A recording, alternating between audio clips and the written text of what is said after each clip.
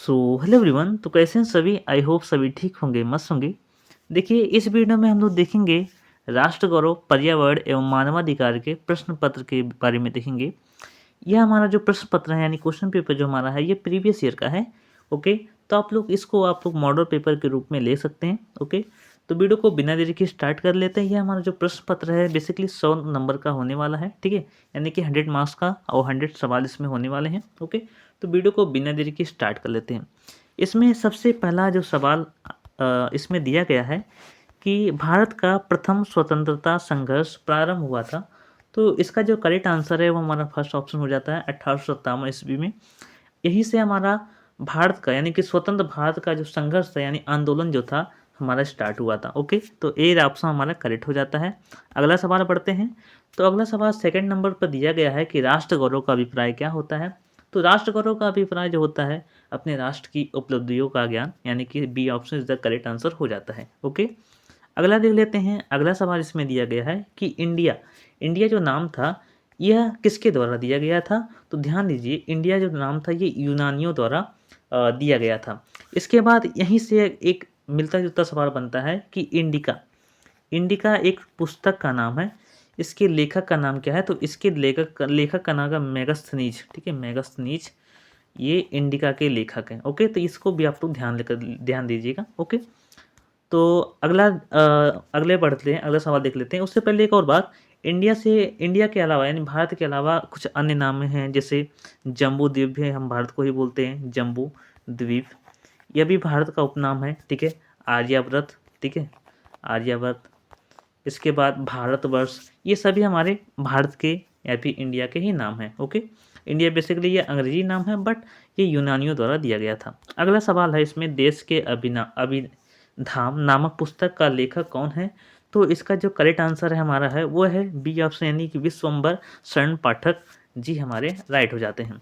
अगला देख लेते हैं। अगला है हमारा पौराणिक परंपराओं में जम्बू द्वीप। देखिए, मैं आपको पहले बताया जम्बू द्वीप के बारे में। जम्बू द्वीप नाम किस देश के लिए आया था। तो ये हमारा A option is the right हो जाता है, भारत। ओके, अगला सवाल इसमें दिया गया रामायण के रचयिता कौन है। तो रामायण के रचयिता कौन है, हमारे महर्षि वाल्मीकि जी हमारे हैं। ओके, और कौटिल्य जो है ये हमारे अर्थशास्त्र, ठीक है, अर्थशास्त्र के लेखक या फिर अर्थशास्त्र के रचयिता या फिर अर्थशास्त्र के जनक हमारे कौटिल्य कहलाते हैं। ठीक है, यहाँ पर अर्थशास्त्र। ठीक है, तो कौटिल्य का अन्य नाम जैसे हमारा विष्णुगुप्त है। ठीक है, विष्णुगुप्त।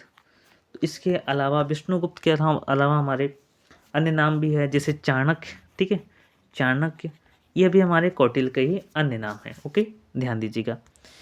इसके अलावा आगे देख लेते हैं। तो अगला हमारा शल्य क्रिया के जनक। तो शल्य क्रिया शल्य क्रिया देखिए, सबसे पहले होता क्या है। तो शल्य क्रिया जो हमारी है ये बेसिकली ऑपरेशन जो होता है, ठीक है, ऑपरेशन यानी कि जो ह्यूमंस में ऑपरेशन किया जाता है उससे रिलेटेड हमारे शल्य क्रिया है। तो इसके जो जनक है ये हमारे सुश्रुत जी हैं। ठीक है, सुश्रुत जी हमारे शल्य क्रिया के जनक हैं। अगला देख लेते हैं ऋग्वेद में ऋत का तात्पर्य क्या है। तो ऋग्वेद में ऋत का जो तात्पर्य है वो ए ऑप्शन राइट हो जाता है, प्रकृति एवं नैतिक धर्म। ठीक है, ये हमारा 8वें का ए ऑप्शन राइट हो जाता है। अगला देख लेते हैं। अगला हमारा सत्यमेव जयते लिखा गया है। तो ध्यान दीजिएगा, जो सत्यमेव जो जयते है हमारा, ये हमारा कहाँ लिखा गया है। तो ये हमारा मुंडुक उपनिषद में लिखा गया है। Okay, D option is the correct answer हो जाता है। अगला है ऋग्वेद में अनेक बार वर्णित नदी कौन सी है। तो ध्यान दीजिएगा, इसमें कुछ कंफ्यूजन वाली पॉइंट है, क्योंकि इसमें सरस्वती का भी नाम आता है, गंगा का भी उल्लेख ऋग्वेद में हमें देखने को मिलता है। बट अगर जो आप जाएंगे तो इसमें सरस्वती पर आप लोग टिक कर सकते हैं, क्योंकि सरस्वती इसमें राइट आंसर हो जाता है। ठीक है, इसके अलावा ऋग्वेद में जो सिंधु नदी है, ठीक है, सिंधु नदी, इसका उल्लेख सबसे अधिक देखने को मिलता है। सबसे अधिक जो है वो ऋग्वेद में हमें सिंधु नदी का उल्लेख हमें देखने को मिलता है। ओके, इसके अलावा हमारा अगला है सिंधु घाटी सभ्यता समकालीन है। तो सिंधु घाटी सभ्यता जो हमारी है ये बेसिकली मेसोपोटामिया की सभ्यता से समकालीन है। ठीक है, यानी कि B option is the correct answer हमारा हो जाता है। अगला सवाल देख लेते हैं। अगला है एलोरा का प्रसिद्ध कैलाश मंदिर किस राज्य में है। तो एलोरा का प्रसिद्ध कैलाश मंदिर जो है हमारी महाराष्ट्र में हमें देखने को मिलता है। यह बेसिकली जो एलोरा का प्रसिद्ध जो मंदिर है या फिर एलोरा की जो मंदिर है या फिर ये कहें कि एलोरा की जो प्रसिद्ध गुफाएँ जो हैं, ये बेसिकली किस धर्म से संबंधित है? तो ये हमारी बुद्ध धर्म से संबंधित है, ठीक है? या फिर बौद्ध धर्म से हमारी संबंधित है, बौद्ध धर्म से संबंधित है, ठीक है? बौद्ध धर्म से संबंधित है। इसको भी आप लोग याद कर लीजिएगा क्योंकि यह भी सवाल पूछा गया है प्रीवियस ईयर में। अगला सवाल है, सांची स्तूप का निर्माण करवाया था। तो सांची स्तूप का निर्माण जो था हमारा, वो अजातशत्रु ने करवाया था, यानी ए ऑप्शन इसका करेक्ट हो जाता है। अगला है हमारा धम्मपद। धम्मपद किस धर्म का अर्थ है? तो इसका जो करेक्ट आंसर हमारा हो जाता है वो हमारा डी ऑप्शन हो जाता है, यानी बुद्ध। जो धम्मपद है, जो धम्मपद है वो बौद्ध धर्म का ग्रंथ है एक, ठीक है। अगला है अष्टांगिक मार्ग। तो अष्टांगिक मार्ग जो है ये किससे संबंधित है? तो ये भी हमारा बौद्ध धर्म से ही संबंधित है। यह भी हमारा करेक्ट आंसर हो जाता है। अगला है हमारा तक्षशिला विश्वविद्यालय का विद्यार्थी कौन था? बहुत इंपॉर्टेंट है। तो तक्षशिला विश्वविद्यालय का जो विद्यार्थी जो था वो हमारे कौन था? वो हमारा रामगुप्त थे, ठीक है, यानी डी ऑप्शन करेक्ट हो जाता है। अगला हमारा है रसायन विज्ञान का विद्वान था। तो रसायन विज्ञान का जो विद्वान था वो नागार्जुन हमारे राइट हो जाते हैं। ये हमारे बेसिकली हमारे फादर ही कहलाते हैं रसायन विज्ञान के, मतलब नागार्जुन, ठीक है। तो अगला देख लेते हैं। अगला है आर्य समाज के संस्थापक कौन थे? बहुत इंपॉर्टेंट है।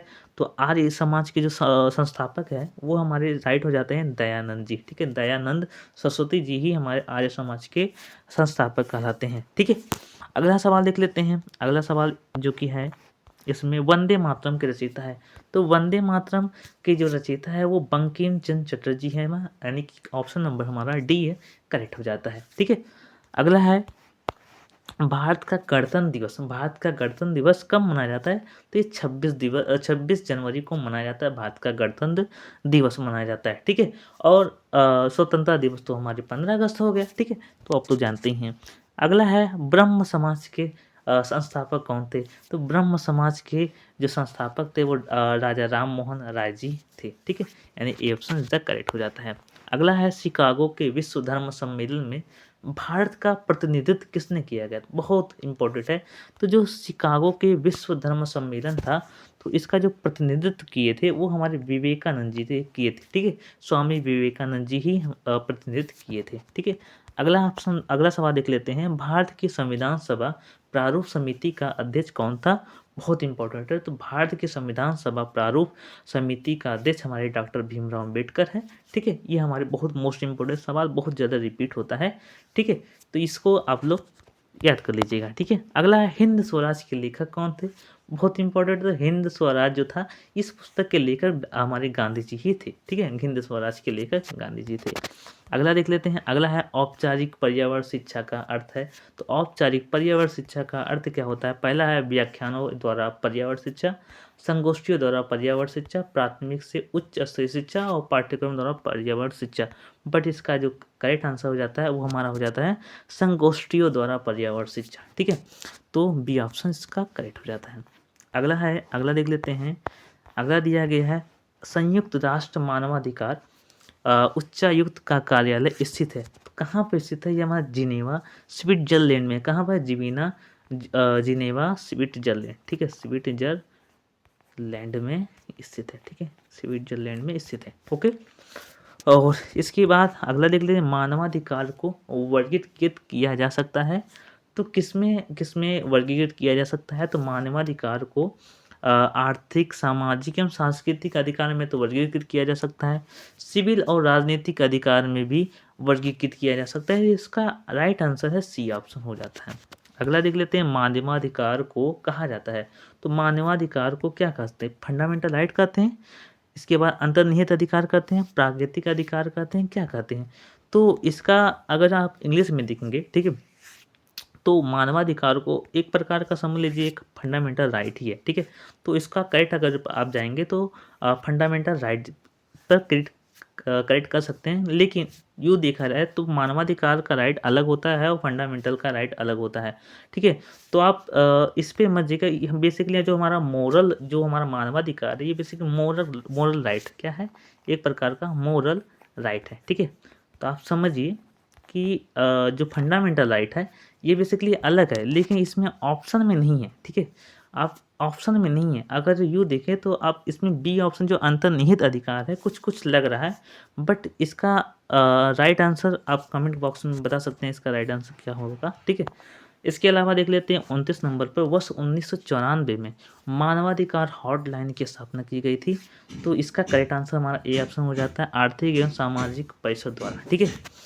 अगला सवाल है, इसमें दिया गया है a modern law of nation 1948 किसकी पुस्तक है। तो ये बेसिकली इसका राइट आंसर बी ऑप्शन है, फिलिस सी गैसेप, ठीक है। इसका करेक्ट आंसर हो जाता है। एक और है चतुर्थ महिला सम्मेलन संपन्न हुआ, तो ये 1995 में ही संपन्न हुआ था। कब हुआ था? 1995 में संपन्न हुआ था। अगला है मानवाधिकार मसौदा संयुक्त राष्ट्र सभा में कब प्रस्तुत किया गया था। तो ये हमारा प्रस्तुत किया गया था 10 दिसंबर 1948 में। ओके, ध्यान दीजिएगा। कुछ और हम मानवाधिकार से रिलेटेड सवाल देख लेते हैं। जैसे कि सबसे पहला सवाल जो है यह है हमारा कि मानवाधिकार जो था उसका जो गठन हुआ था वो किसके प्रेरक के रूप में मतलब हुआ था, किससे प्रेरणा मिला था तब हुआ था। तो वो हमारे थे एलिनर, ठीक है, एलिनर रूजवेल्ट, ठीक है, रूजवेल्ट। तो मानवाधिकार जो गठन हुआ था, मानवाधिकार मोरल जो राइट था, ठीक है, तो ये बेसिकली एलिनर एजवेल्ट रूजवेल्ट थे, रूजवेल्ट थे। ये एक ऐसे व्यक्ति थे, इनसे इंस्पिरेशन मिला था तब जाकर मानवाधिकार का गठन हुआ था। और दूसरा सवाल क्या है मानवाधिकार के बारे में जो ज़्यादा सवाल पूछा जाता है, तो दूसरा जो है राष्ट्रीय मानव अधिकार आयोग की अध्यक्ष की नियुक्ति कौन करता है। तो राष्ट्रीय मानव अधिकार आयोग की जो अध्यक्ष की जो नियुक्ति करता है वो कौन करता है, राष्ट्रपति करता है, राष्ट्रपति। वहीं अगर जो आप राज्य स्तर पर देखेंगे राज्य मानव अधिकार आयोग के अध्यक्ष की नियुक्ति कौन करता है, तो वो कौन करता है, राज्यपाल करता है। कौन करता है, राज्यपाल करता है। तो ये इंपॉर्टेंट हो जाता है। तो राष्ट्रीय स्तर पर राष्ट्रपति और राज्य स्तर पर राज्यपाल, ठीक है। तो ये सवाल बन जाता है, ठीक है। इसके अलावा और क्या है, तो इसके अलावा है भारत में राष्ट्रीय मानवाधिकार आयोग के प्रथम अध्यक्ष कौन थे। तो प्रथम अध्यक्ष जो थे भारत में जो राष्ट्रीय मानवाधिकार आयोग के प्रथम अध्यक्ष थे वो हमारे थे रंगनाथ मिश्रा। कौन थे, रंगनाथ मिश्रा जी, ठीक है, रंगनाथ मिश्रा जी। ये हमारे राष्ट्रीय मानवाधिकार, ठीक है, राष्ट्रीय मानवाधिकार जो भारत का जो राष्ट्रीय मानवाधिकार है उसके प्रथम अध्यक्ष थे, ठीक है। अगला देख लेते हैं, कुछ और सवाल देख लेते हैं, जस्ट वेट। एक सवाल और बनता है कि मानवाधिकार आयोग 1947, ठीक है, मानवाधिकार आयोग, ठीक है, आयोग 1947 के प्रथम अधिवेशन, ठीक है, 1947 के प्रथम अधिवेशन के अध्यक्ष कौन थे। तो प्रथम अधिवेशन के अध्यक्ष जो थे ये श्रीमती, ठीक है, इसको नोट कर लीजिएगा, बहुत इंपॉर्टेंट, श्रीमती हंसा मेहता, ठीक है। कौन थे, हंसा मेहता। ये हमारे मानवाधिकार आयोग 1947 के प्रथम अधिवेशन जो था, ठीक है, उसमें श्रीमती हंसा मेहता प्रतिनिधित्व थे, ठीक, ओके। अगला देख लेते हैं। अगला जो इम्पोर्टेंट सवाल है वो है कि भारत में मानवाधिकार संरक्षण अधिनियम, ठीक है, मानवाधिकार भारत में, ठीक है, भारत में जो मानवाधिकार अधिनियम था, मानवाधिकार, ठीक है, अधिकार अधिनियम, ठीक है, अधिनियम, ठीक है, यह कब गठित हुआ था या फिर कब बना था। तो 1993 में बना था। ये भी नोट कर लीजिएगा, बहुत इंपॉर्टेंट है। तो अब आगे बढ़ लेते हैं, ठीक है। अब मानवाधिकार से जितने सवाल बन सकते थे मैं सब कुछ बता दिया हूँ, आप लोग एक बार देख लीजिएगा, ठीक है। और इसमें एक्ट भी थे। 1993 का जो अधिवेशन था संरक्षण अधिनियम जो था, इसमें 30 एक्ट भी हैं, ठीक है, इसको भी आप लोग याद कर लीजिएगा। अगला सवाल देख लेते हैं। तो यहाँ तक हम हो गया था सवाल। अगला हमारा है कि वयम राष्ट्रे जागृयामा पुरोहिता किस धर्मशास्त्र में उल्लेखित है। तो ये बेसिकली हमारे यजुर्वेद में उल्लेखित है, ठीक है। इसका करेक्ट आंसर सी हो जाता है। अगला देख लेते हैं, सारे जहां से अच्छा हिंदुस्तान हमारा, ये किसकी रचना है। तो मोहम्मद इकबाल की रचना है। किसकी रचना है, मोहम्मद इकबाल की रचना है, ओके। अगला है महाभारत का प्रारंभिक नाम था। तो महाभारत का जो प्रारंभिक नाम था वो क्या था, इसका करेक्ट आंसर क्या हो सकता है। इसका करेक्ट आंसर है कि जय संहिता, ठीक है, जय संहिता महाभारत का प्रारंभिक नाम था। अगला है रस खान का वास्तविक नाम था। तो रस खान का जो वास्तविक नाम था वो क्या था, मोहम्मद था। ठीक है, यानी बी ऑप्शन राइट हो जाता है। अगला देख लेते हैं, हिंदू दर्शन विभाजित है। तो जो हिंदू दर्शन जो है ये बेसिकली 6 भागों में डिवाइडेड है। ओके, अगला देख लेते हैं, महरौली के लौह स्तंभ का काल है, काल जो है वो कहाँ, किस काल में देखने को मिलता है, तो महरौली के लौह स्तंभ का काल जो है वो हमारे बेसिकली हर्ष काल में देखने को मिलता है, यानी कि डी ऑप्शन करेक्ट हो जाता है। आर्य किस भाषा का शब्द है, तो आर्य जो है ये संस्कृत भाषा का शब्द है, यानी सी ऑप्शन करेक्ट हो जाता है। अगला है, मोहनजोदड़ो कहाँ स्थित है, तो मोहनजोदड़ो जो है ये पाकिस्तान के सिंध प्रांत में हमारा स्थित है। ठीक है, अगला जो हमारा है, वास्तुकला के देवता हैं, तो वास्तुकला के जो देवता है वो विश्वकर्मा भगवान जी हैं। ठीक है, तो यानी सी ऑप्शन करेक्ट हो जाता है। ओके, अगला देख लेते हैं कि भारतीय गणतंत्र का चिन्ह ग्रहण किया गया। तो भारतीय गणतंत्र का जो चिन्ह था वो अशोक के स्तंभ से ग्रहण किया गया था। ठीक है, जिसमें अशोक का चिन्ह जो है उसके नीचे सत्यमेव जयते हैं, तो ये सब उसमें चिन्ह में, सिंबल में दिया गया है। ठीक है, अगला है, वायुमंडलीय ओजोन परत जो हमें पराबैंगनी किरणों से बचाते हैं, उनका क्षरण निम्न के बढ़ने से होता है। तो इसका करेक्ट आंसर क्या हो सकता है, आप लोग थोड़ा ध्यान दीजिएगा। इसका करेक्ट आंसर क्लोरोफ्लोरोकार्बन के अधिक उत्सर्जन से, इसका क्लोरोफ्लोरोकार्बन CFC इसको बोलते हैं। ठीक है, इसके अलावा भी अन्य गैसें हैं, जैसे हमारा carbon monoxide, sulphur dioxide, carbon डाई, ये सब भी है, बट मेन रूप से क्लोरोफ्लोरोकार्बन है। अगला है, भूमि की उर्वरा शक्ति को बढ़ाने के लिए किस फसल को उगाया जाता है, तो इसका करेक्ट आंसर क्या हो सकता है, दलहनी कोई फसल हो सकती है, क्योंकि दलहनी फसल ऐसी फसल है जिसमें राइजोबियम नामक जीवाणु पाया जाता है, बैक्टीरिया पाया जाता है, जो वायुमंडल की नाइट्रोजन को भूमि में स्थिरीकृत करता है। तो यहाँ पर आप लोग करेक्ट यहाँ पर देख सकते हैं, यहाँ पर गेहूँ हो गया, मक्का हो गया, धान हो गया, ये सब अदलहनी फसलें हैं, जबकि सनई जो है ये हमारी दलहनी फसल है। दलहनी फसल में कोई भी फसल दे सकता था, तो उसका वो आपका राइट आंसर हो सकता था, तो इसमें सी ऑप्शन करेक्ट हो जाएगा। अगला है कि मृदा की क्षारीयता को किस उर्वरक से दूर कर सकते हैं, तो मृदा की क्षारीयता को दूर करने के लिए आप क्या कर सकते हैं, आप सबसे पहले क्षारीय है तो इसमें अम्लीय फर्टिलाइजर का इस्तेमाल करें।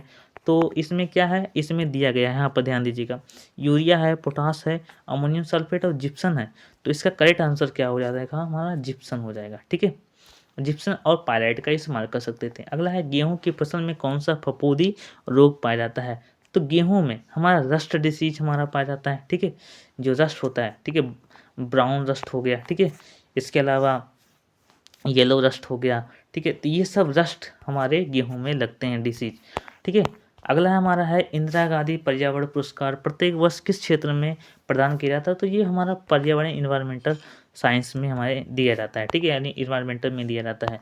अगला है, अंतर्राष्ट्रीय अम्लीय वर्षा सूचना केंद्र कहाँ स्थित है, तो ये ओस्लो में स्थित है। करेक्ट आंसर हमारा ए हो जाता है। अगला है, राष्ट्रीय पर्यावरण अभियांत्रिकी अनुसंधान केंद्र कहाँ स्थित है, तो राष्ट्रीय पर्यावरणीय अभियांत्रिकी अनुसंधान केंद्र हमारा नागपुर में हमारा स्थित है, यानी कि सी ऑप्शन करेक्ट हो जाता है। इसके अलावा है 50 नंबर में कि इनमें से कौन सा जोड़ा गलत है, तो हरित क्रांति जो है ये खाद्यान्न से संबंधित है, ये तो हमारा सही हो जाता है। श्वेत क्रांति हमारा दुग्ध से संबंधित है, ये भी सही है। इसके अलावा नीली क्रांति ये हमारा मत्स्य उत्पादन संबंधित सही है। जो पीली क्रांति येलो जो रिवोल्यूशंस है ये हमारे दलहन उत्पादन संबंधित है, ये जो हमारा है येलो वाला ये हमारा बेसिकली गलत हो जाता है, क्योंकि जो पीली येलो रिवोल्यूशन जो है